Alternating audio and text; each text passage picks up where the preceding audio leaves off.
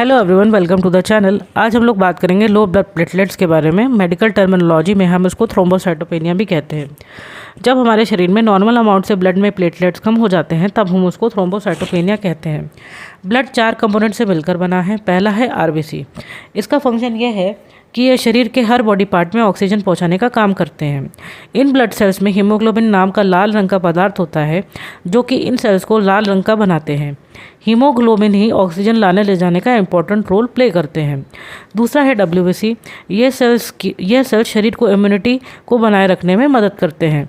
जब शरीर में कोई भी बैक्टीरिया और वायरस एंट्री करते हैं तब ये डब्ल्यूबीसी सेल्स बॉडी में एक्टिव होकर वायरस और बैक्टीरिया पर हमला कर देते हैं। तीसरा है प्लेटलेट्स। प्लेटलेट्स हमारी बॉडी के ऐसे सेल्स होते हैं जो कि ब्लड को बहने से रोकती है। बॉडी में किसी कट, घाव या इंजरी होने के कारण ब्लड वेसल्स में जो ब्लीडिंग होने लगती है वहाँ पर जाकर ये सेल्स कोएगुलेशन करके वहाँ पर क्लॉटिंग बना देते हैं और वहाँ से खून बहना बंद हो जाता है। चौथा है प्लाज्मा। प्लाज्मा लिक्विड पोर्शन है ब्लड में। ब्लड में 55% प्लाज्मा होता है और 45% सेल्स होते हैं। प्लाज्मा दिखने में येलो कलर का होता है। इनमें कुछ प्रोटीन कंपोनेंट्स भी प्रेजेंट रहते हैं। प्रोटीन जैसे कि सीरम ग्लोबुलिन, सीरम एल्बुमिन और फिब्रिनोजन।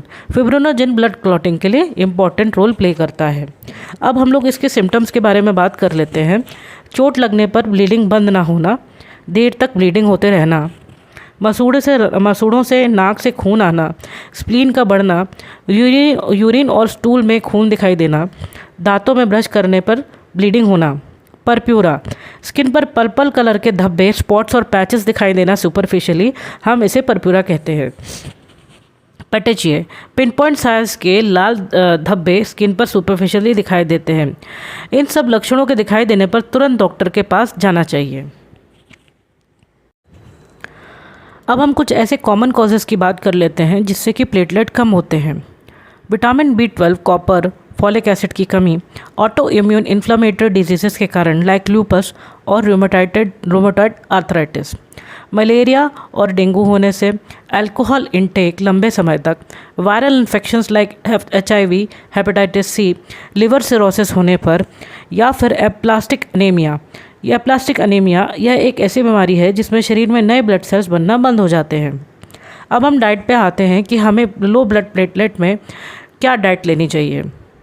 डाइट में विटामिन C रिच चीज़ें जैसे कि कीवी, टमाटर, संतरा, विटामिन K रिच चीज़ें जैसे कि पालक, अंडे और ब्रोकली, अनार, पपीता, दूध, फिश और हम चिकन ले सकते हैं खाने में।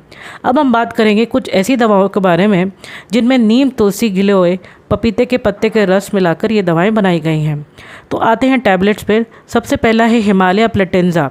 इसकी 1 से 2 गोली हम एक दिन में ले सकते हैं। कैरिपिल 1 से 2 गोली पर डे ले सकते हैं। Jhandu leaf extract for blood platelets 1 से 2 टैबलेट हम इसको ले सकते हैं दिन में। पतंजलि गिलोय घनवटी, इसकी भी हम 1 से 2 टैबलेट दिन में ले सकते हैं। अब सिरप की तरफ आते हैं। EKMG फार्मा प्लेटलेट सिरप 1 से 2 चम्मच हम इसकी डेली ले सकते हैं। डाबर का प्लेटीफोर्ट सिरप, इसको भी हम 1 से 2 चम्मच दिन में ले सकते हैं। हिमालय प्लेटेंजा सिरप, इसकी भी हम 1 से 2 चम्मच दिन में ले सकते हैं। अब हम जूसेस के बारे में बात कर लेते हैं। डाबर का गिलोय, नीम, तुलसी जूस, इसको भी हम 1 से 2 चम्मच दिन में ले सकते हैं। कृष्णा कंपनी का पपाया लीफ जूस, इसको भी हम 1 से 2